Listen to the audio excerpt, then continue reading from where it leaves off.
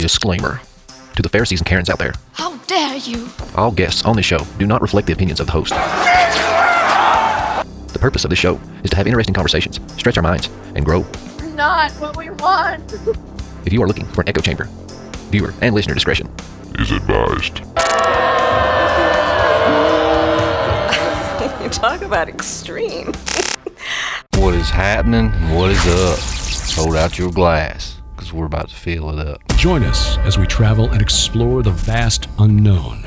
It's a hero's journey with dragons to slay, damsels to save, and innumerable treasures to hoard. Torches high. Look at it from a different perspective.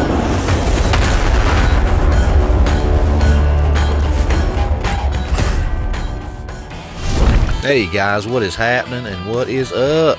Hold out that glass, baby, because you know what time it is. We about to fill it up. Hey, welcome to the Prometheus Lens Podcast, the place where the conversations are always enlightening. I am your host, Doc Brown, and here we like to use the allegory of the Prometheus Lens to take a second look at everything.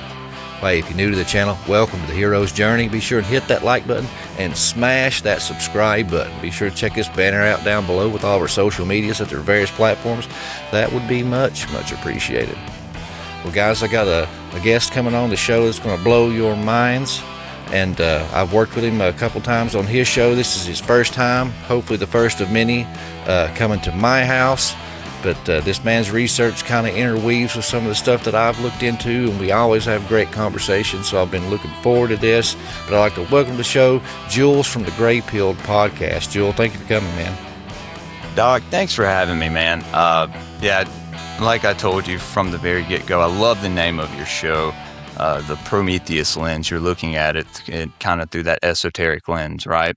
A little deeper dive into things, and that's what this community is really about. You know, this podcasting scene is all about. You know, how far does the rabbit hole go? So I appreciate you inviting me on, man, and look forward to some more discussions with you. You came on my show a couple times, I think, here in the past 6 months or so. Yeah, I think. First time you came on, I think, was earlier and about a year ago. Yeah. And then I kind of, I started doing the Occult Reject shows with Nick and Headless and them. So, Greypill, with all my 5 other shows I do, Greypill kind of took not a hiatus, but I just wasn't really booking anybody for a minute. And so when you look at my channel, you'll see episode 100 from January, and I'm now on episode 125. Just had Cosmic Peach on the other night, and so 25 episodes in a year. That's strange, but I have a few shows that I do. Guys, what's going on? I'm Jules. Everybody, host of the Greypill Podcast, the one-man show. I'm the Elohim etymologist, sound scientist, the Mississippi mystic. I have a lot of titles that my audience seems to want to give me. And so I just roll with it. But so I have Greypill. It's kind of my brand. And that's what I use for my interview swapcasts, deep dives. And then I have Elohim etymology. That is on a hiatus right now. It's me and my co-host, Adrian West. He is an author and a researcher, stage production designer. Like he's a boxer dude, and he's about to be a new father. So he took a little break. I think he's getting married as well. So I'm very happy for my buddy. And but that show, we kind of he was my first guest on Greypill.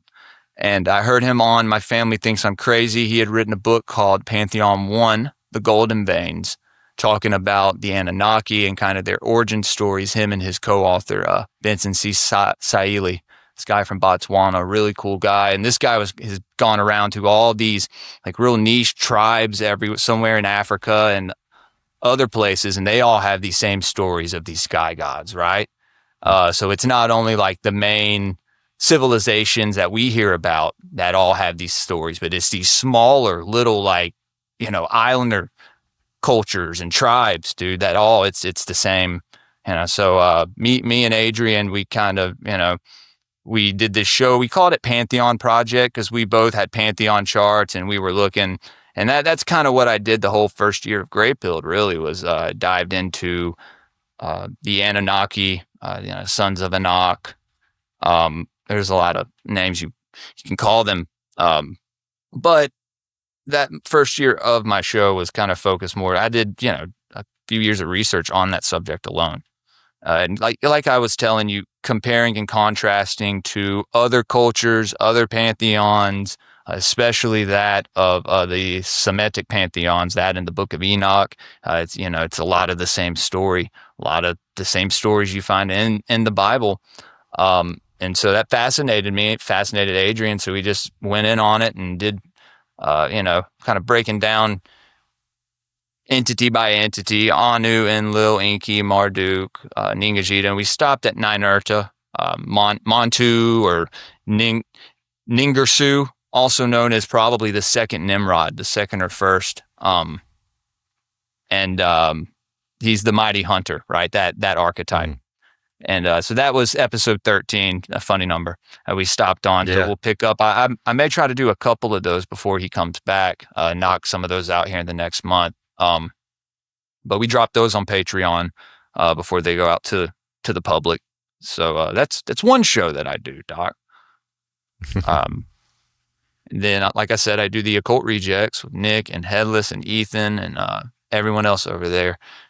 And that's been a blast. I've learned so much from so many different perspectives. I know you've been on there quite a few times, and I mean, dude, I love Nick, dude. He's awesome, people, man. Huh? I said, Nick's awesome. I love him. He always sends me the invites, but it's like he's usually doing it like when I'm at work or right, if I got something scheduled. I try to get with him any chance I can because, it's different I'll do like 3 to 4 tables shows. are awesome. Yeah, well, dude, it's one of the best, and more people should do these. The greater the conversation, and then the more people will look. Oh, they'll see like more talking heads are at the table, and they want to hear, more the merrier, right? And so, love doing those shows. Me and Headless now have a little series show that we do called Rustic Gods, and we are doing episode 7 tomorrow on the Oceanids and the Nereids, the ocean elemental nymphs of the Greek rustic gods. Did I see you did an episode about Dionysus recently? We did. We had the first episode was on Pan, and then second episode we did on just the elementals, just the elemental spirits in general. Then we did Aristeus and the Begonia ritual. We talked about that new Begonia movie. Then we did Artemis, Diana, the goddess of the hunt. And then we did Chiron, the centaur. Then Priapus, Fashionus, the phallic god. And then... that was it, because I got to watching it and you brought up Dionysus, and you talked about his... how you say that? Mayonnaise or the... mispronouncing it. What the... his female followers, they call them the Mayonnaise or something like that. Mayonnaise? Anyways, but you were talking about the fertility gods and the hairy men too, with those big phallic symbols, and I was like, okay, they're getting into the wild man. Yeah, man, the wild man archetype, definitely, dude. And so that's a fun show, and it's very interesting to learn it, to learn about these things from Headless's point of view, because I have my opinions, obviously. So, and then I have a show that I do with the Paranoid American. Shout out Thomas, called Sound Science. We have guests on, usually someone who's into music. We had Shane Cashman on. We had Foundring on. We had Nick Cage's son, Weston Cage, on. And we, Thomas is into making music. And I've been a drummer for over 20 years, so. Oh, nice.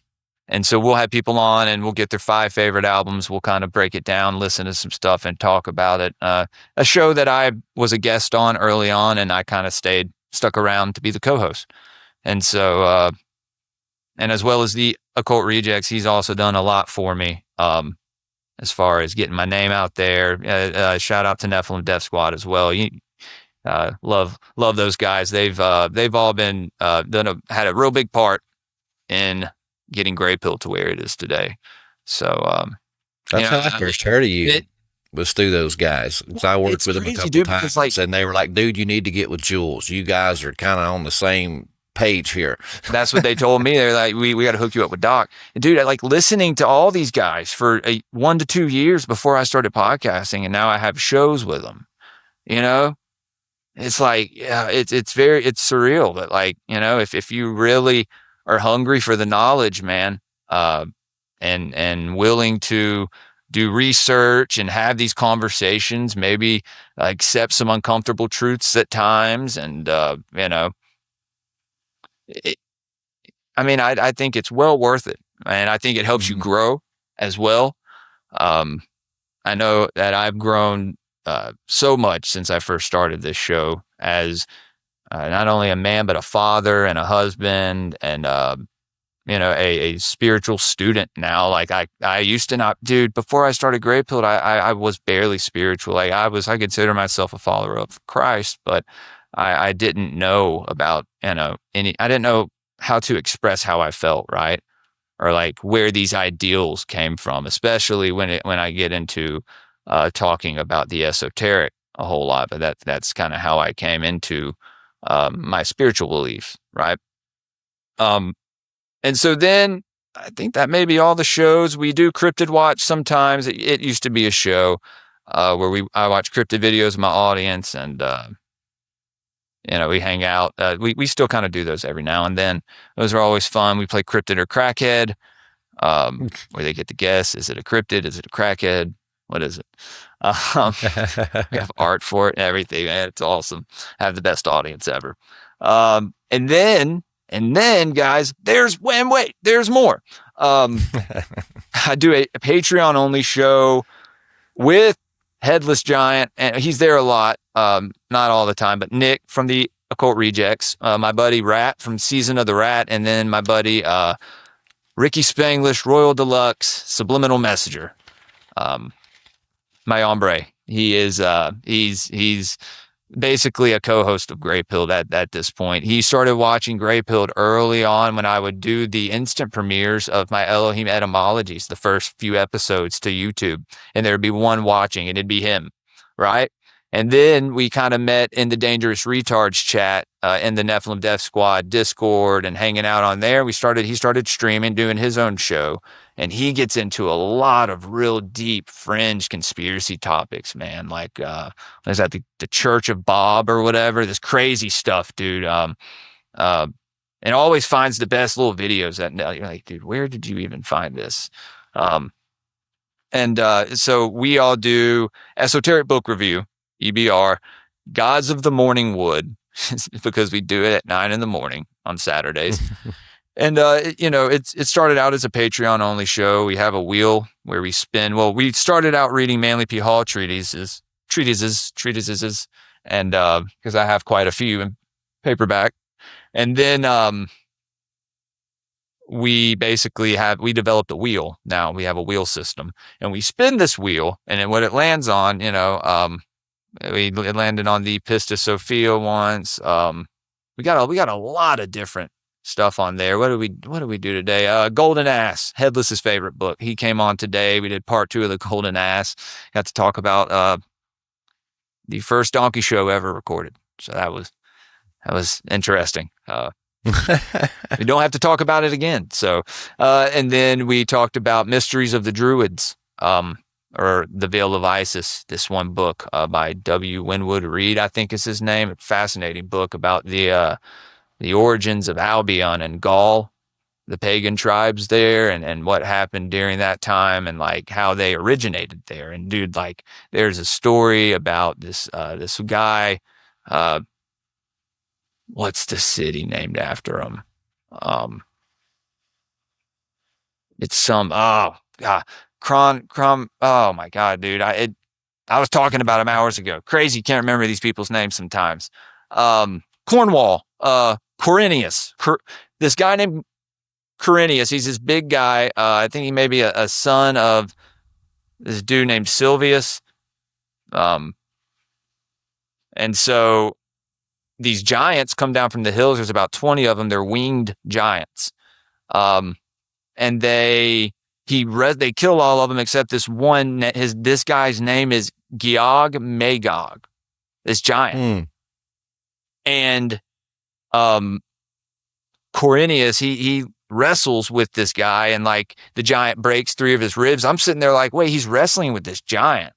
So this Quirinius dude is like a Gilgamesh guy, right? Like he's one of these like heroes of renown or whatever. Like he seems like a pretty hefty guy, pretty jacked, and he throws Gog off of this cliff, and that cliff to this day is still known as Gog Magog's Pass.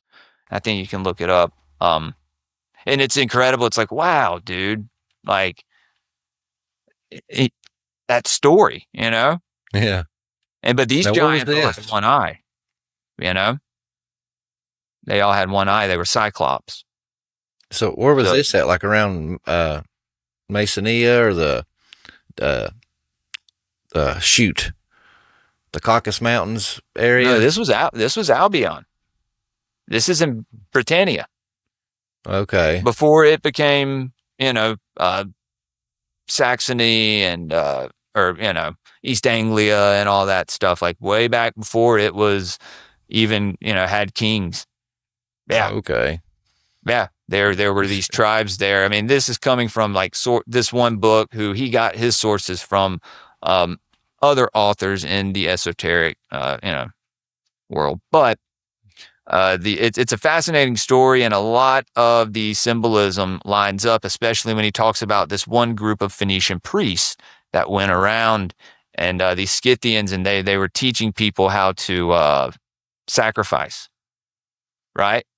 Because apparently at first these tribes, these pagan tribes, were not doing blood sacrifices until these Phoenician priests taught them.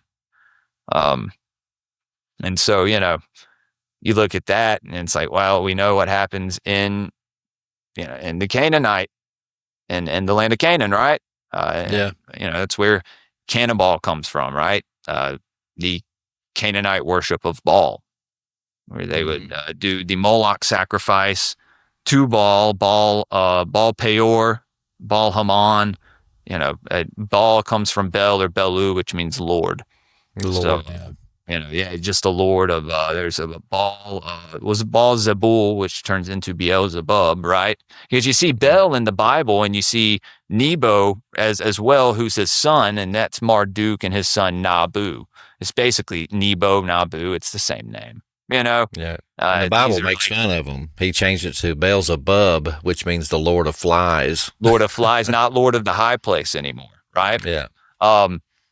And I mean, well, they had a lot of different names in the Old Testament. When you see these different names of these deities, people think it's referring to just the one Satan. It's like, no, these are different deities.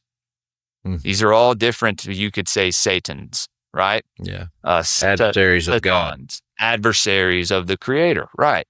Or who have become adversarial, who were once aligned with him, right, in guiding humanity, and then decided that they can bite off, they try to bite off more than they could chew, and it didn't really work out too well for them. But and then rumor is all these mystery cults were started after worshiping all these deities. Yeah. But we know that these cults or these mystery schools, because you say cult and people get a negative connotation about it, and like I think with esoteric knowledge, and I think this, it is about the intention on how you use it. I mean, there's divination and magic, obviously, but then there is knowledge that's been kept hidden from us, right? That's deemed only to a certain group of elite class of people. And then when you read the knowledge, you're like, wait, this could have really helped me as a developing teen. You know what I mean? To like know some of this stuff, like this really could have helped me when I was in this real dark place in my life. I experienced darkness and I handled it, just by going through it, and that made me stronger, right? And later on, I figure out, wow, that was kind of a test, dark night of the soul or whatever you want to call it, And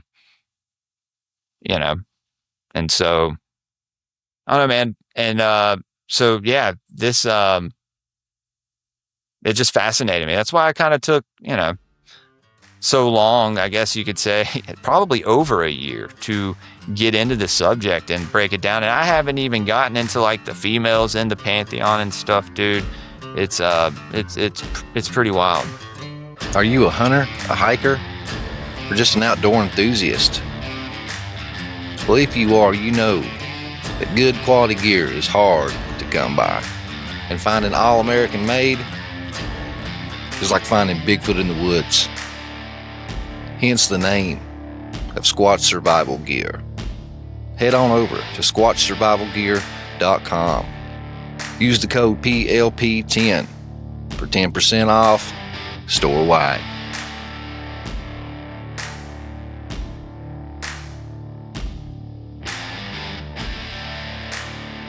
Yeah, it's dense. Yeah, definitely, man, definitely. But you took a lot of time and dived into the Mesopotamian stuff, so that's something I'd really like to pry on you a little bit and see what you found, what you found interesting, and as far as the whole the Anunnaki and the shining ones, that's some of my favorite subjects. Absolutely. Well, back to what I was gonna say about Baal Peor, or like this Moloch sacrifices, right? Because people think that Moloch is a deity, and it's actually not. You don't find Moloch anywhere in any pantheon. He's not the son of any other fallen god or anything. You know, it is a Moloch sacrifice, or MLK, right? You see that abbreviation a lot in the Hebrew language. Mm-hmm. But a Moloch sacrifice is that type of burnt offering sacrifice to a particular deity. I've explained that lately at Bohemian Grove when they were burning the effigy to the owl. That was Minerva, right? They were doing a Moloch sacrifice, mock sacrifice for wisdom, you know? Still very macabre, obviously, but yeah, that's one thing I think people may get confused is they think that Moloch is a deity, but it actually isn't. So don't fear Moloch, guys. Just know that it is a type. And what do we have? MLK Day, you know? Yeah. It's supposed to stand for Martin Luther King. Does that really stand for Martin Luther King? I don't think so. I think, you know, there's always a more sinister hidden meaning behind a lot of the stuff, right? But that's something I've never looked into. I just assumed it was a deity. Yeah, man. Esoteric Eddie. He actually has a 45-minute video on YouTube about it. You should check it out, man. Okay, yeah. Moloch sacrifices to a particular deity, because Moloch, I mean, he's never described. Baal was described as a bull. So those images you see of Baal with the baby and the fire, that's Baal. That's not Moloch, but that's a Moloch sacrifice. It's usually either in the belly with the fire in the furnace, or they heat up the pan and then place the respective sacrifice in that bowl, and which is pretty intense if you think about it. You know. Oh yeah. I'd want to grab everything was intense, and I'd want to grab homeboy and slam his head in there. How do you like it? How do you like it? Sacrifice your face. Yeah. I'm sorry. We're not going to do that. We're not going to. But yeah, we become more civilized, man. It's like yeah. would burn people, crucify people, behead people, tar and pitch people. Golly, man, it was rough horses, back in the day. Yeah. The what was it called? It's called something. It had a certain name for it, but they would tie you to the horses, and they would Iron Maiden, Blood Eagle. That's what I was thinking too. Yeah, man. Dude, that stuff's wild. That stuff is wild. It's like, who came up with these torture methods, man? Demons. I mean, it had to be some people in a very dark place. You know what I mean? But yeah, dude, no. So yeah, what interests me so much about the Anunnaki and just the stories in general, because like I said, William Bramley, I've read his stuff. Michael Heiser, I've read some of his stuff. Don't agree with him on some things, but I find some similarities with some of his research. Obviously, Zachariah Sitchin, Lawrence Gardner, and then people like Matt LaCroix, who's been on Tinfoil Hat a couple times. He has done a lot of research into this particular pantheon. And so it's fascinating when you look into Enoch and you're like, okay, well, you're reading and you see, Shamsiel taught the signs of the sun. And you go, wait a minute, Shamash,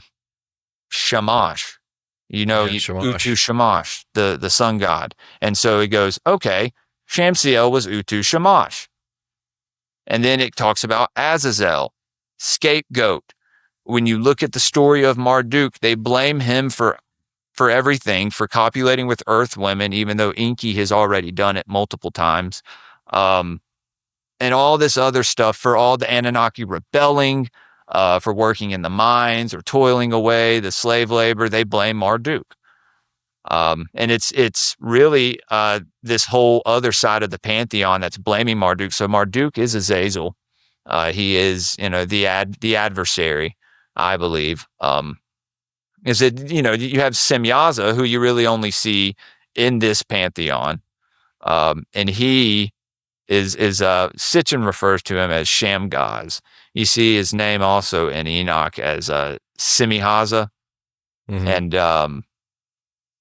my buddy John Lee Chowbeck, shout out John Lee, he believes that Semyaza is he thinks he's the embodiment of the goat of Mendez. And I mean, there's a lot there. You know what I mean? Ishtar or Issachar being the Dark Mother 42, that embodiment of that archetype. But Semyaza is not the first one to take a human woman. It's Marduk. Okay, also known as Marutuk in some cultures, Merodak in the Hebrew culture. Amar Utu, which meant the solar calf. So like people say that, well, Enlil was the bull of heaven. And then you're like, well, Marduk was the solar calf. So they were both worshipped as bulls, right? Mm-hmm. So you have like some symbolism in this pantheon that are attributed to, these different deities, because I think in some way the worship of all, it's kind of the worship of, if you worship, the sun of one entity, you're kind of venerating his brothers and his father. You know what I mean? If you understand, like that energy goes towards a larger force pull, and Enkidu ends up killing the bull of heaven in that epic tale. Yeah, and that name, right? Enkidu. Enki created Enkidu. Yeah, literally out of clay, and like placed him there, and like because Enki was the scientist, he was Nudimmud, the artful fashioner. He was in there doing DNA. Who knows how many humans and hybrids this fallen angel created, dude. Mm-hmm. And not only was he creating them, he was having intercourse with them. He was breeding different hybrids together, trying to see, I want to see how this will work. Well, I was set him into the wild, It was basically, a CRISPR DNA splicing back in ancient times. I said that ancient times, DNA CRISPR and Colossus of the ancient times. Before like ancient technology, it was fallen angel DNA gene splicing. And there's theory that not our eternal souls. Obviously, that comes from somewhere much greater, but that our bodies were created by this being. And that's why we have proclivities to our bodies and stuff, and that they're not perfect, right? They're fallible. Our bodies are. And it's just like, I don't know, man. It's something to think on. It's nothing that I believe 100%. I think it's interesting. And I think that there may be something to look at there, especially when you look at it, man. Going back as far as you can with the mystery schools, you have, the sons of water, sons of fire. You see water used a lot for allegories and everything, parables all throughout the biblical text and other ancient texts. Enki, for generations, centuries, was the god of water. He was the abyss. Yeah, man, Lord of the Abzu. Yeah, man, the primordial waters. Mm-hmm. If flat earthers out there, the water's above, the water's below. As above, so below, right? And so, now I'm not a flat earther by any means. Don't nobody jump down my throat. I'm a hollow earther. Like, I don't know, maybe soccer ball. I don't know, dude. I like to believe it may be both, but I also like to believe that there may be land outside of the ice wall, or more land on this earth than we're shown. Yeah.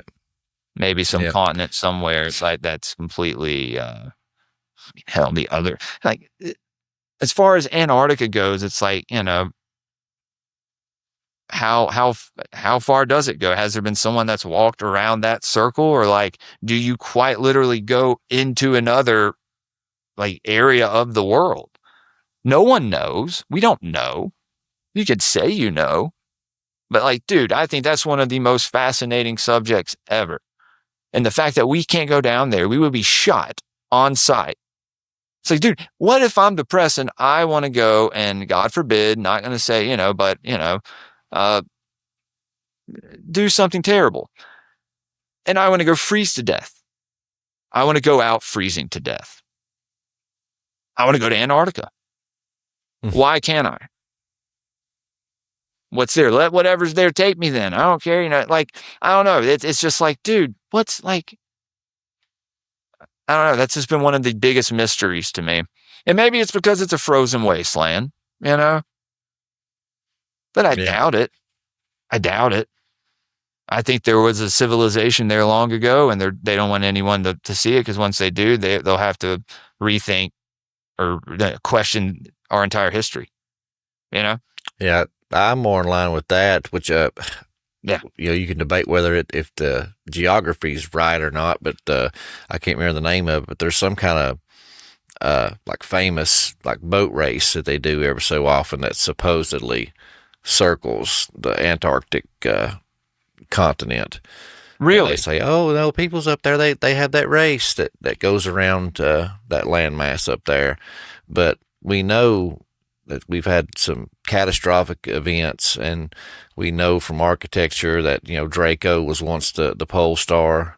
So we have, had a pole shift, and that's why we find, mammoths buried in ice, but with green, tropical vegetation still in its mouth and in its belly, because it was once tropical and it just flipped. And another thing I read, what's the name of it? Hamlet's Mill. Hamlet's Mill talked about how they thought a lot of stories were allegorical for astronomical stuff. And one of the theories that one of the writers said that they thought, where it compares angelic beings and gods to stars, and how the planets are even named after gods, that where it talks about the gods going to the abyss, or the underworld. It was basically, it could have been like a polar shift, like these different constellations now that is below our horizon that we can't see in certain parts of the world. Maybe there was some kind of catastrophic event, like a pole shift. And now these stories all visible. Yeah, well, I mean, just like we said, as above, so below. These stories you hear on Earth, or that you read that have happened in our past here on Earth, you see have happened in the stars, in the constellations, with these other planets. A great example, we're talking about Anunnaki, is the Enuma Elish, the creation story. The creation story of this planet, basically, how, and it's described as Marduk, which is the name of Nibiru at the time, basically collides with Tiamat and creates Earth, the asteroid belt, and the moon.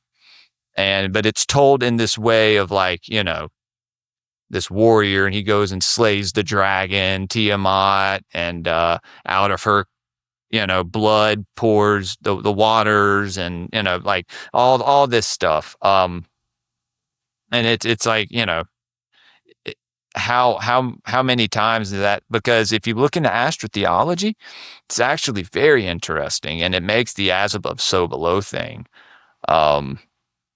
make a lot of sense. The microcosm, macrocosm, dude. And like, why wouldn't God be able, or the Creator be able to do that? What happens in heaven manifest here on earth. It's the same thing with what happens in unseen realms. Can manifest here, right? Thought forms, or even with people doing magic. They do things in this world here, but it does something elsewhere, right? But you'll see that a lot. Someone slays someone else, and it's the crossing over of this constellation into this one, right? Or I had Micah Dank on. This guy, he wrote, I forgot the books that he wrote, but he wrote for David Icke. He was under his publishing company. And this guy goes into all these stories, the Epic of Gilgamesh, dude. You should maybe, if you have time, go check out my episode. He just talked. He has a PowerPoint that he pulls up. Should have him on again soon, but it's fascinating stuff. It's like, dude, but then you got people that are like, well, everything is, all the stories and the whole Bible is inspired by just that. And it's like, yeah, I don't know about that, man. That seems a little. Genesis, I tell people that bring that up, I'm like, because they'll throw up, like the sun, on the winter solstice, how it'll drop below the horizon for 3 days. And then it rises up, and they're saying, "Oh, that's Christ. It's allegory for the sun, so therefore it's fake. It's not real." And some Christians all because hear that the sun and they get all sets upset. and Horus rises. You know what I mean? But they get all upset, and they, like, I've had a few reach out to me, and I'm like, well, when you read Genesis, it says that the heavens declare the glory of God, and that Christ was the plan from before the foundation stones were even laid. So of course his story is written in the stars, because he knew that people would be looking up there, and I think he left all kinds of foreshadowings. That's even like Joseph Campbell, Hero of 1,000 Faces. They read about all these similar characters and they get discouraged too. And I'm like, guys, do you really think the creator of the universe remained silent and only spoke to a small handful of people in the Levant? No, we're all his children, his creation. I think he gave hints of himself to everybody. That way, when the Messiah came, they were more prone to accept that story and that truth, because they had already been preconditioned with all these other similar stories. Well, that's the beauty of God being kind of, speaking through symbols. You know what I mean? Like in the ancient past is how people kind of knew. And you're talking about the sun. You go back to the earliest mystery schools, and it was all about the worship of the moon or the water, right? Or the worship of the sun or the fire. And it was the same thing in the Zoroastrian and those mystery schools, man. Mithras, Melchizedek, all that stuff. We'd read Initiates of the Flame, which is about the flame cult that it's based off of, and then the Melchizedek and the mystery of fire, and it's dude, the flame is one of the most esoteric symbols that there is, and I mean, you turn it upside down, and there's your modern day heart that everyone has, dude. Flip a heart upside down. It's a flame, man. Yeah, it's a perfect flame. Yeah. Next time you see a heart, you'll go, oh, there it is. I see it. I love symbols like that. I like the Cracker Barrel one, how it's the baby at the top with the umbilical cord that goes around the Cracker Barrel. Have you seen that? Oh, dude, what? Can I pull this up? Yeah. Dude, dog. Bruh. You're going to be like, oh my God, like it represents creation, right? You talking about the old man sitting next to the barrel? Bro, look at this. The mom and pop place you go eat at? Yes, look at. So, okay, why is it doing this? I hate when you look for one thing and it gives you like, oh, here's a Reddit post and here's this. It's like, no, dude, no. I'm looking for the Cracker Barrel symbol. Can I get the symbol? No, not the Reddit post. Oh, excuse me. I don't want to cuss on your show. Let's see. Oh, it's fine. That's the old one right there. No, that's the new one. I need the old one. All right, give me 2 crackers only. That's funny. Crackers in the Cracker Barrel. All right, here we go. I'm just going to pull this up and you can see it. So where we at? All right, here, let me share screen. All right. Hey guys, it's no secret that every single day your dollar loses its value. If a man invested $1,000 in silver in the 60s, today that same $1,000 would have magically turned into almost $30,000. Silver and gold only continues to increase in value. If you have a 401k or money sitting in savings, that is just a number in a computer system that is one EMP or hack away from being deleted forever. I've recently teamed up with Cornerstone Assets and Metals and started investing in gold and silver myself. And I highly encourage the listeners, if you have money in savings just sitting there, invest it in hard, tangible assets. The same thing with your 401ks. Take a 20 to 30% cut of that 401k, that number in a computer system, and invest into hard, tangible assets that is proven to only increase in value. Be sure to check out the link in the description or the number on the screen, and be sure to tell them that Doc Brown from Prometheus Lens sent you. Torches high, guys. See the top one right there? Yeah. All right, look at, that's a baby with the umbilical cord connected to the K. Do you see the nose right here at the top? The little hump is the nose with the head and its body. That's the embryonic sac or whatever. That's wild. Isn't that crazy? Yeah. Yeah, dude. Find Yeah, the they stuff tried to hidden in change everything, that logo, and a lot of people raised hell. They changed it and doesn't, and me and I forgot who was talking about this with me, but they changed the logo and it's like, you know, are they trying to mess with the fertility egregore? You know what I mean? Like the balance of men and women, like, procreating. Like, what does that do? Cracker Barrel is a family establishment. It represents family. The idea of thought forms and things, Cracker Barrel has definitely manifested its own genius loci, which is the spirit of the place, right? The genius of the location, and this is, basically an idea of a place that exists.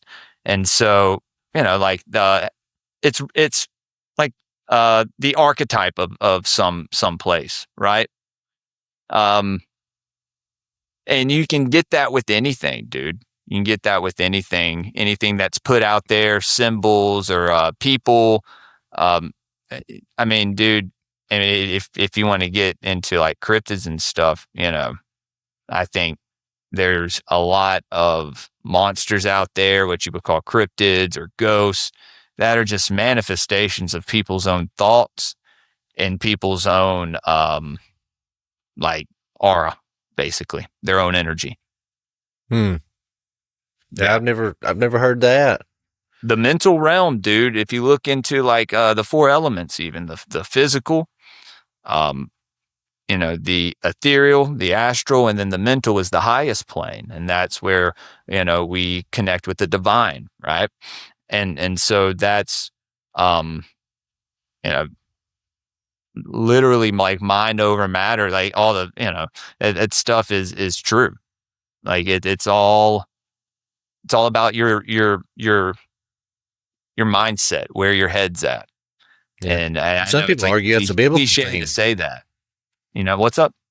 I said some people would argue that that's a biblical theme. Some people would staunchly disagree, but there's some verses, I can't remember where it's at, but it talks about you are seated in heavenly places. So it's kind of like a Matrix type theme. Some people like to argue that said, oh, well, it says you're seated in heavenly places. So it's like your spirit is, with God, because how the Bible says to be absent from the body is to be present with the Lord. So therefore, your spirit is somewhere like plugged into a matrix, and you're controlling this body here on earth. So it's like the thought, all that thing is from a higher place coming down. So therefore, that is more real than this is. That's why monks would have the hair like a halo. So their aura would emanate, because the longer your hair grew, that's like your connectivity to the divine. That's why wizards had long beards and the druids. But like their hair, they would so it would symbolize out of a halo, in some way. Also, we have our temples right here, temples to, where we connect with God, right? You could say your third eye, or you could say, it's very important to, have a good head on your shoulders. I think to have good mental health. If you don't have good mental health, you're useless. You can't take care of yourself, so you can't take care of anybody else. So I just think, and that goes a lot with like people's intention on things and people's perception of stuff. And I think we talked recently, Doc, about like the whole fear paradigm and people being stuck in a spirit of fear, and how like it's all mental. You know what I mean? That you should know that you have the authority to be Hermes stepping on Typhon, right? To walk on snakes and scorpions. Tread on serpents and scorpions. To tread, yeah. And so I think that is a big thing. And I think, when you look at, I want to say a lot, because there's so many conspiracy podcasts out there now, dude. I don't really listen to any podcasts anymore. I don't have much time to. Sometimes during the day, try to catch some stuff that mostly people that I know. But dude, there's just so much stuff pushed that keeps people in this certain state of just like, you could call it being black-pilled or whatever, or just a doomer, Yeah, and invoking an emotion to get a click and get the ad revenue, and the money, because all these books you read, because I try to, read books on, being a better podcaster, being a better content creator, and that involves some marketing and things like that, and they all tell you, all of them, you need to provoke an emotion for the click. So you have to say something really scary and doomsday to freak them out to get them to click, or something really positive that makes them ooh and ah, like two lovers kissing or a little baby. Yeah, the white pill stuff. That's you have to invoke an emotion to get the click. Yeah. That's why we stay gray-pilled over here, man. We stay realistic, stay authentic. Yeah. But went off on a tangent and lost my place. What Oh, you was good. You just kind of talking about the pantheons and how you've seen similarities between the biblical narrative, and I think the last thing you were talking about was the Enuma Elish, how that was their version of creation. And Right. Yeah. So that story in the heavens, you when I first read it, I was reading of it like Marduk, flying in and slaying this giant serpent and like this primordial, chaos of this. But, when you think about what's happening up there, that's quite, it's sure enough chaos. But that's just one tablet. Because then you have like the Atrahasis tablet, which is about the flood. mm-hmm. You have the Epic of Gilgamesh, which is I don't know if it's a Sumerian tablet, but it's a Babylonian story, right? I'm not sure, to tell you the truth. I think it's Sumerian. I think. Is it Sumerian? Okay. I think it's the oldest epic that they've ever found so far. Okay. Because I know he refers to Shamash and Ishtar by well, maybe not Ishtar, but he refers to certain deities by their Assyrian names and their Akkadian names. So, like, I don't know if it may have been. He mentions Anunnaki, and then he mentions Shamash, because he's the one that gives him the supernatural charged weapons and aid to beat Humbaba. And So I Humbaba, think that was Mount Hermon area. Humbaba may have been Marduk, or Enki. Well, no. I should look into that. Yeah, we've never read the Epic of Gilgamesh on my show. I should do that sometime. It'd be cool little deep dive. I did a study with Gary Wayne on it about a year and a half ago, I think. No, it was pretty cool, awesome, dude. Hell yeah, no, that'd be awesome. But it's one of the stories where you see this wild man archetype. What we were talking about, this Sasquatch, and that's always something that piqued my interest too, about like the whole cryptid thing. Was like, these aren't just these physical creatures, but they're quite possibly these very powerful beings with these supernatural gifts. You know what I mean? Mm-hmm. Telepathy and the ability to camouflage themselves, and open portals. Yep. As well as, I think they are the guardians to any and every cave that is connected to the cavernous systems of inner Earth, right? I think you have like these veinous caverns that go throughout, then it opens up into like a continent-sized space, and then it kind of, you have to have your lava and your magma veins, and then probably water down there. You've seen that video of that guy who's underwater and finds the pool of water underwater. Yeah. It's awesome, man. There's probably a lot of stuff like that down there. Oh, yeah. Not to mention Agartha. I've not heard of that. What? Agartha, what is that? Wait. Never heard of Agartha? Uh-uh. Oh, dude. What's up? So during World War II, Nazi Germany, have you heard of the Dual Society? Yes. And the Vril? The Vril Society? They had a medium there, very beautiful woman, by the name of Maria Orsic. Oh, is this the one that talked to the squid or something like that? Yeah. Her. Okay. I'm pretty sure it was her. She was contacting these beings from the Aldebaran star cluster. These, I think, Pleiadian beings, Aryan beings. And when Hitler went down to Antarctica, apparently they were greeted by this race of, beings, and they live inside the earth in the city called Agartha. And Admiral Richard Byrd, the guy who... Yeah, that's what came to mind when you said that. He apparently went there. And then I think there may be a couple more stories of people encountering Agarthans or someplace like Agartha, because, you hear the stories of cities underground. You think of Shambhala or, which I think is a symbolic place. Quite like, Camelot or whatever, or what's it called? Avalon. It's the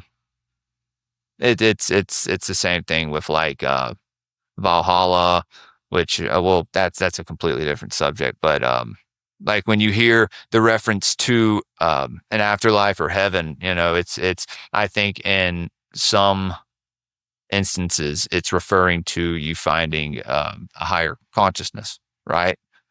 To elevating your consciousness and then finding, obviously, peace later on. But metaphorical in this life. I think, I don't, I've accepted that death will happen one day, and whenever that happens, I guess it's my time.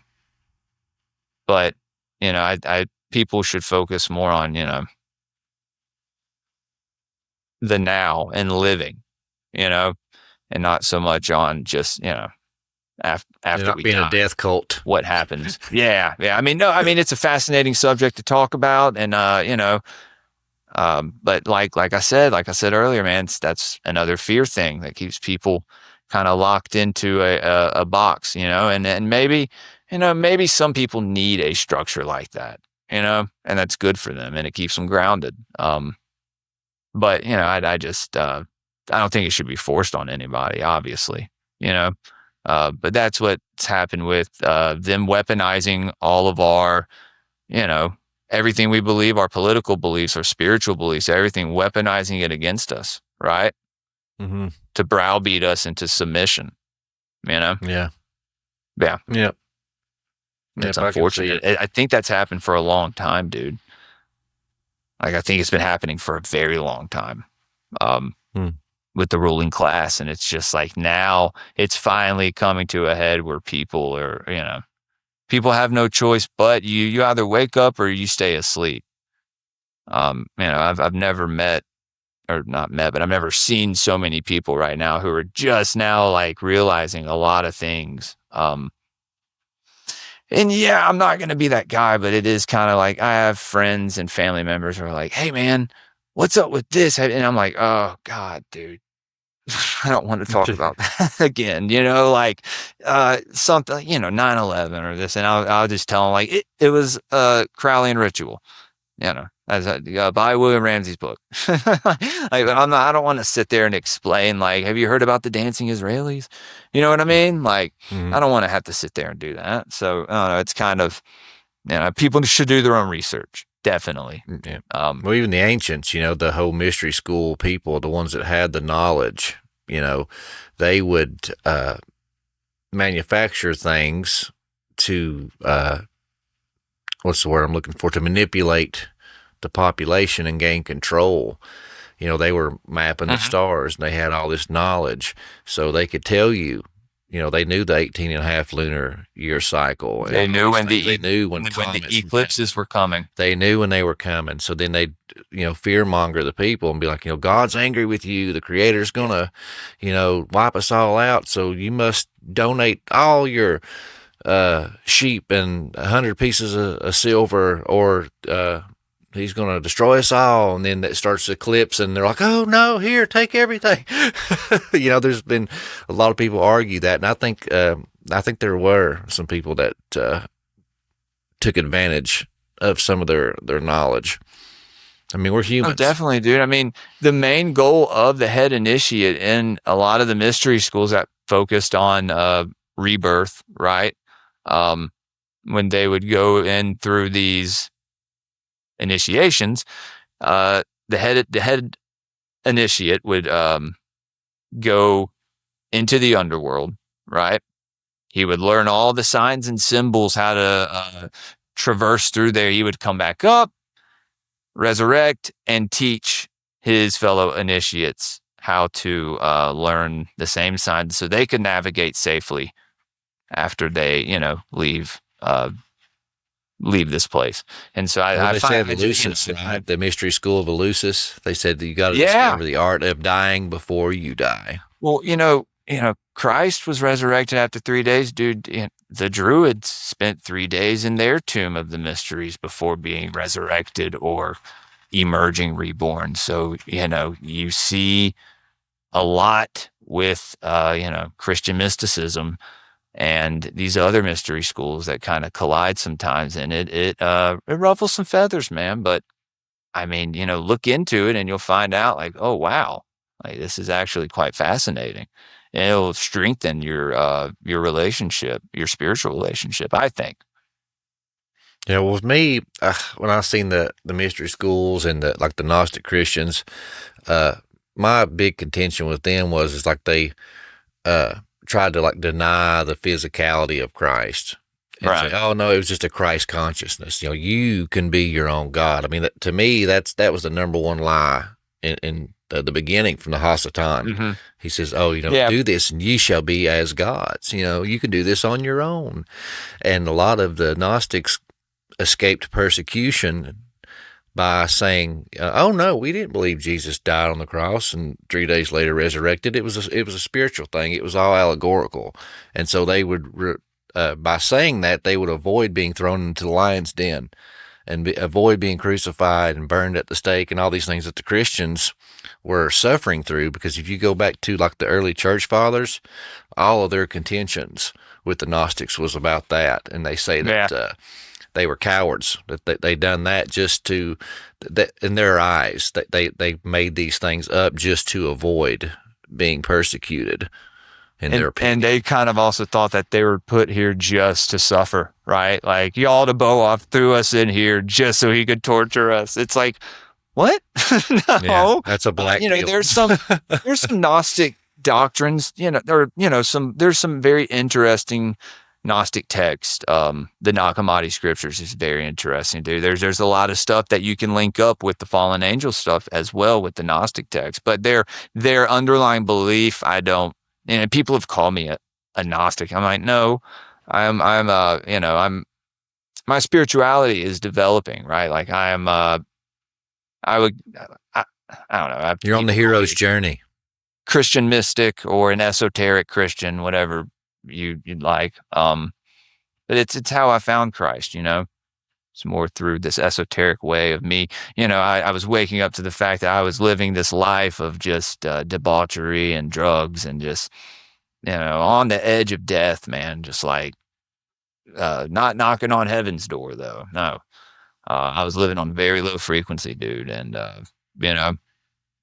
getting it and feeling like encountering the Holy Spirit, and then getting into kind of like this deeper meaning behind it. Like I started, to research the mystery schools and stuff along with the fallen angel pantheons. I kind of went, headfirst into it. People could say that's probably not the best idea, but hey, it's my journey. So, it's just, I've always had, my views on spirituality are very, I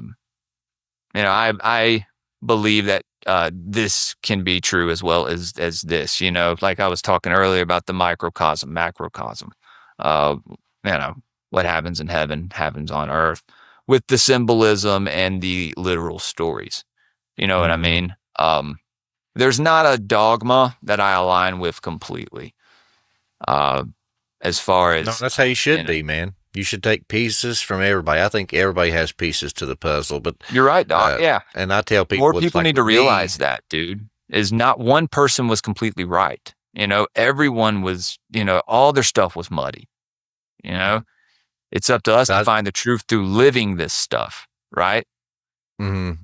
Through trying to live. With me, I just try to stay prayed up that way. Oh yeah, man. Because I like diving into this esoteric stuff too, because I think there are pieces to the puzzle there. But at the same time, I am of the opinion that the great deceiver has lots of truth, but he'll tell you 4 or 5 truths to sell you the one big lie. So therefore, I just, pray for discernment when I'm reading through some of these texts and things like that, because I'll extract some really good things that help me develop my theology and solidify my faith, but then I'll come across some big lies, and the Holy Spirit tells me, come across stuff that I don't agree with. Yeah. And so like, well, I don't ally completely with this, but like there are truths in there that you're like, man, I can't deny this, like it's right here and you're seeing it in real time. You know what I mean? Like we're figuring this stuff out. And then you look into like, why was this hidden? Why were some of the church fathers into these secret societies? And they were learning this esoteric Christianity and this stuff that could, more actually, help somebody than control them, right? Yeah. I think they we were know curious, that like us, but they were afraid. They couldn't be open about it, so therefore they... Well, the Jews couldn't share the Kabbalah with the Gentile until a certain year or they would be decapitated, or the Zohar. we weren't allowed to know any of those things. I mean, I'm going to be honest with you.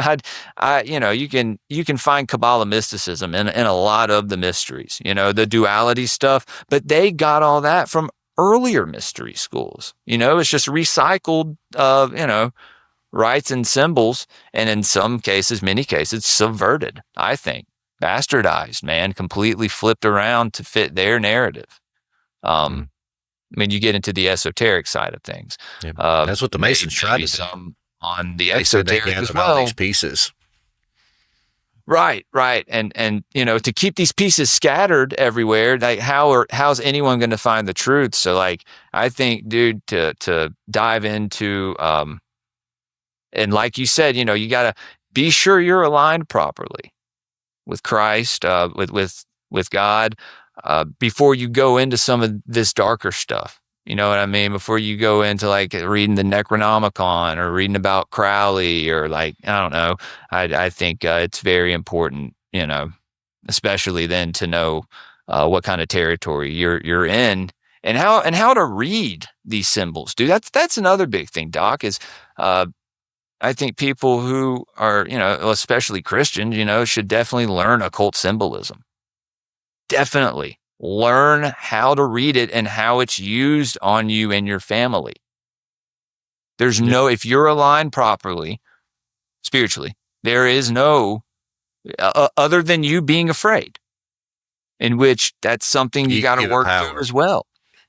You will attract, fear also attracts lower level entities, I think, if you're a spiritual person, man, hey, all this stuff exists.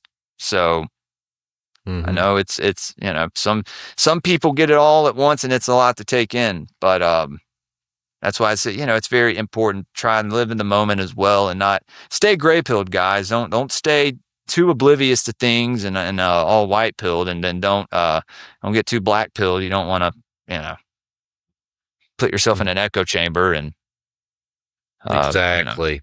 That's something I try to tell people, because for the majority, my listeners are intelligent, open-minded Christians. Now, I'll get some narrow-minded ones every once in a while, but they weed themselves out. Because like even our conversation, there's going to be a lot of listeners that probably get the eeks from this conversation. It's too woo-woo. And I love all you guys. All right. Yeah. It's But what I'm getting at is even my listeners, the open-minded, intelligent ones, will be able to sit down and eat the chicken and spit out the bone. The stuff they don't agree with, they'll be able to take the good stuff or the stuff they think is good from your conversation and throw the stuff they don't agree with over their shoulder and keep going and power through the conversation and extract the gold nuggets. But those other people that I mentioned, they're not capable of that. As soon as they hear one thing that they don't agree with, they turn it off, and they miss all kinds of knowledge and things that would sharpen their sword and I think bring them even closer relationship to their creator. But they want that echo chamber. And so a lot of podcasters, man, they'll get upset when they see a comment. I'm unfollowing because you had this person on, or this person said that and you endorsed them by having them on your show. So I'm unfollowing, and they get freaked out like, oh no, wait. Me, I'm just like, dude, you're not, people you're try not to audience. be mean to me. And oh God, dude, I was like, dude, I grew up like playing punk rock. Please be mean to me. Try to be mean to me. I can definitely out-mean you. I'll tell people straight up into Spotify, like, see ya. Like, deuces, bye. Because I don't need anyone there, and that's why I do the esoteric book reviews on Patreon mostly. So I don't get, I guess, as much criticism, because we dive into a lot of stuff that makes some people uncomfortable, man. And we're looking at it objectively, We know what we align with, so we, we're comfortable going into this stuff and looking at it through an objective lens, the Prometheus lens, right? There you go. Yeah, man. But, I just think people need to know that, they're more powerful than they probably give themselves credit for, and to, have no fear, Have no fear. How many times does it say in the Bible, do not be afraid? Like 365 times. One for And yet so many people were probably terrified when they saw these angels. And it's like, don't be terrified. Don't be afraid. And then, I think that's when people have these encounters, spiritual encounters, even a paranormal encounter, how you perceive what you're seeing is based on how you're living, what frequency you're on, if you're prayed up, like what you said, if you're prayed up or not, are you a piece of shit? Are you a nice person? And I think, that's the difference between you seeing like a damn goblin or some like, I don't know, like some fairy or something. I don't know. You know what I mean? like they show themselves to you based on, maybe like what, if you encounter a mermaid and they come and you're just like, you see a mermaid and, you're eating right. You're a good family man. You got a good job and you're trying to live right. And they hand you like a seashell or something. And then they just like swim off. I don't know, dude. I would rather that happen if I do have an encounter than them come up and try to like pull me in and their teeth come out. But I think that's how, like I said, how you perceive things, your perception of things can determine how these things manifest. And I think it's the same with Bigfoot experiences and with angels, Mm-hmm. Yeah. And that's the thing. I said the show, it's about perspective. The last, I had to really shorten down my intro to like just a few seconds because a lot of people said it was too long, but I made sure to leave at the end. It says, it's Dr. Aaron Judkins saying, look at it from a different perspective. And that's what I try to do with the show. And I even have a warning at the beginning. It says, warning to the Pharisees and Karens out there. The opinions of the guests is not the opinions of the host. And we are here to have interesting conversations, stretch our minds, and grow. So if you are looking for an echo chamber, viewer and listener discretion is advised. Right. Love it, dude. Yeah. No, and that's the thing with Greypill, dude, is like question everything. And I've had people who will post my stuff and be like, this guy literally stays true to his word. He questions absolutely everything, even if it makes him completely uncomfortable. And yeah, man, it's true, And I think that's a big part of the conspiracy community that's kind of been lost in the last, 3 or 4 years is, but I think people are getting more spiritual and they're clinging to a religion or, in these times right now, because they have become increasingly, scarier and scarier as far, I'd say not to fear stuff, but we are living in tumultuous times right now. That's a word Raven can't say. But I think it's very important. But he says, my wife can.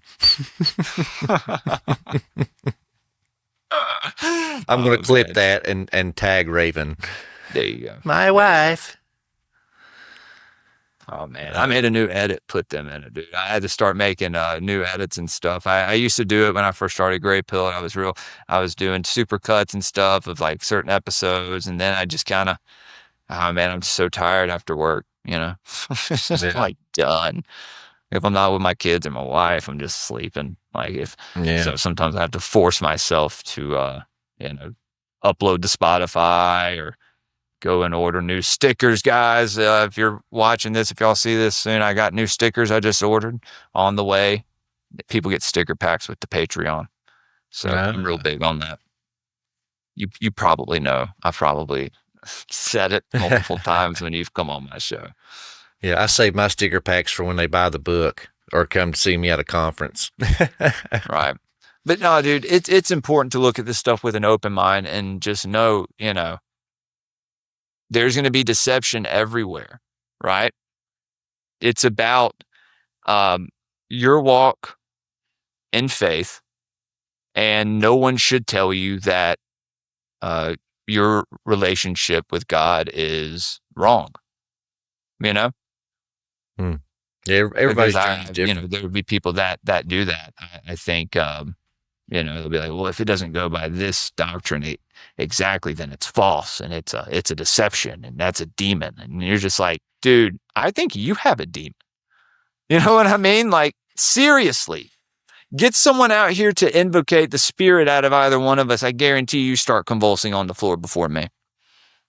Honestly, dude, people, you'll see that a lot too. You'll see a lot of self-righteous people out there who, Christians are the worst. I love them. Like to claim everything is demonic. Like Nick says, dicks are demons. And it's like, there are cults dedicated to both, but, there's other meanings, things, it's like with the Bible, dude.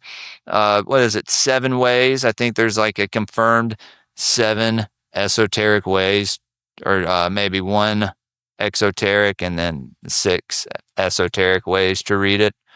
I know 1 is the astrotheology, 1 is through anatomy, 1 is through numerology. I'd have to look into some more, but there's certain ways to interpret things. And who knows if the people that were writing all this stuff down knew what they were writing down, right? Oh yeah. It knew what they were interpreting. I mean, they created a universe. I mean, of course his stuff's going to be multi-layered, Right, it's going to be man. literal. It's going to be physical. It's going to be allegorical. But what I've found more often than not is when you start looking into the multiple interpretations and the different layers, if you're on to something, it doesn't just segregate. It doesn't just rhyme or make sense in this one book or one section or one story. It kind of like a microcosm. It wraps around the whole Bible, all the stories. You see like the repeating themes and things like that. So I've noticed that a lot. I've seen micro and macrocosms of multi-layered things throughout the whole text. Well, it's, there's theories that the Bible is an alchemical book. Yeah. That it's at the point now where it's kind of alive. You know what I mean? A theory, like I say. Yeah. It's turned into this tome of some sort, right? Through just people, how you have crazy cults here and there with certain denominations and stuff, just the idea, the egregore, right? But I think it's funny. But yeah, dude. Yeah, that's something that people, are gonna have to come to grasp with. Is yeah, man. It's just, it's all history was written by those who, to the victor goes the spoils. I guess that's I don't know what the winners. Is, The winners write the story. The winners write the story, right? And so, I just, there's people I've had on my show lately who are friends of mine that are pagan, and I've had people have a problem with that, and tough shit, it is what it is. These How are you people, going to reach them people? If you are a Christian and you think Christ is the way, the truth, and the life, what kind of shitty friend or person would you be to not want to share that with your friends and even just strangers? So therefore, yeah, I mean, if we're just in an echo chamber only talking to Christians, we ain't doing nothing. You're supposed to be going out and spreading the fire. You're told to be the light of the world. So if all of us are standing in a circle in a little church building, holding our candle, holding the light, what about all the other poor people out there that's in the darkness because you want to be in your little echo chamber and don't want to go out because it's uncomfortable? Or, they curse. That makes me uncomfortable. But what if we took the they time? got tattoos. I mean? Get over yourself and get out and do what you're supposed to do. What if we took the time to examine and talk to these people like they should have done back then and realize, wait a minute, the iconography, the symbolism, the allegories, the basic, the resurrection and you find this theme in so many, there's more similarities than differences with everyone. And we are led to believe it's the opposite. Yeah. And so I hate to see, it's not, I don't know. Like I said, I get the best comments on Spotify of people telling me that I don't follow Christ and that I'm a Jesuit, and I've been called a Gnostic, a Rosicrucian, Hermeticist, pagan. You broke the number one all sorts podcasting. of things. So at You don't this read the point, I'm like, comments. whatever you want to call me, dude. I guess, feel free. Give me more titles and names. I don't care. I know who I am, and I know what path I'm on. And so, Yeah, man. I don't know if I'm completely 100% correct, but I'm still figuring it out, And I don't None of ever us claim are, that I know if we're everything. being There are humble some enough. things. Oh, what's up? I'm sorry. Oh, I said none of us are if we're being humble enough and honest. Right? We Right. all Well, have more dude, questions than answers. I always say once you claim you know everything, you know nothing. So I like to always say, like, maybe I'm right, or I theorize this. Now, there's some things I go, I believe this, or yeah, I know that this to be true because it's common sense and it is completely obvious. Like the fact that the Rosicrucians and the Lutherans have the same insignia. It's the same. It's the rose cross, same colors and everything. And I had someone on Twitter quote tweet me with this long mental gymnastics cope about how it wasn't, and how on Google it says this, and it's then I had someone message me and they go, I was reading this book and it actually mentions Martin Luther as an occultist. And and I'm like, whoa, so sometimes you post something and you get something good and something bad, I guess. But it's some things like that where it's like, dude, this is right in front of our faces. And it's like, just because it's the same symbol doesn't mean anything bad. What the Rosicrucians represented, it's up to, I think it's an idea more or less now, that's a whole deep dive in itself. And it's still a topic I'm not as familiar on. I do read a lot of Manly Palmer Hall, and I just that's one of I like that he has basically he puts out a treatise, which is like a small portion of a much larger book or work, and they're very easy to learn about a lot of this symbolism and stuff. So that's why I basically made a show out of reading them, and it's helped me understand, my own spirituality, learning about the mystery schools and seeing the similarities between the mystery schools and other doctrines and dogmas, and trying to find correlations here or there. And it's helped me in my research as excuse me, as well, with the Anunnaki stuff. And like I said, I don't know, maybe you can come on an episode with me, Doc, and we can do, I don't know. I've been trying to find people to do this show with me, to just, I don't know, randomly come on, maybe not like a set co-host for it, but I don't know. I need to start doing them again. But Yep. I'm always just down for printed some conversation. new Elohim edit. Just printed some new stickers for the show. So I don't know, I got to do something. Well, man, dude, I really appreciate you coming on, talking with us, and spending your time, man. I say this repeatedly because I mean it, and it's the truth. How you said, this is how it is. This is one of the few things I will say. This is how it is. Time is life's most valuable asset, so I appreciate you spending it with us, man. Before we sign off, dude, just let everybody know where they can find you, your show, websites, anything that you'd like to plug. Right on, man. Yeah, no, guys, you can find me on X at Greypill Pod, Instagram when I post, barely post over there. It's usually for contacting people, and Greypill _podcast. I'm on Rumble, YouTube, Spotify, Apple Podcasts. If you want to support the show, patreon.com/Greypill Podcast, or you can go to Locals and sign up there. I try to post all the links to the shows there as well. You get the early access to Elohim etymologies when those start back up. It's a banger of a show. I promise I'm not just jerking your chain. And then you get the esoteric book review. We're live streaming them right now, but they go straight to Patreon afterwards. And so you also get exclusive watch parties, free sticker packs. We're doing sticker packs throughout the year now. We're about to do our second one.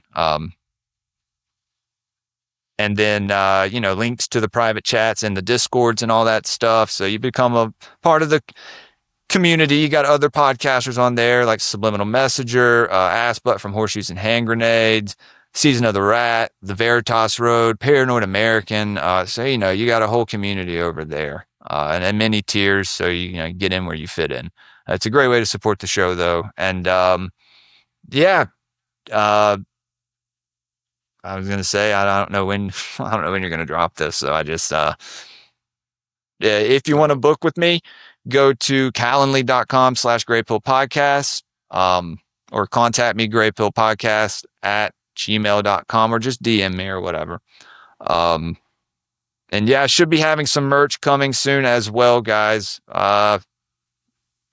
I don't think I have anything else. Doc, this was an awesome conversation, brother. Thank you for having me on your domain, in your domain. I had a blast, and I hope this is the first of many. Oh, yeah, man, I'm sure. I appreciate you coming on, man. Always good conversations, and I enjoy different perspectives, man. And I know my good, loyal, open-minded, intelligent listeners have made it this far. So, guys, thank you for being open-minded and keeping your torches and pitchforks at bay. Yeah. Well, I'd like to say one more thing. If you don't understand what it is that you fear, how can you fear it at all? Or if you don't understand something, I don't know. Just try to have discernment, guys, but live in truth, and don't be afraid. Be not afraid. Yeah, I'm going to end it right there. Guys, hey, until next time, torches high.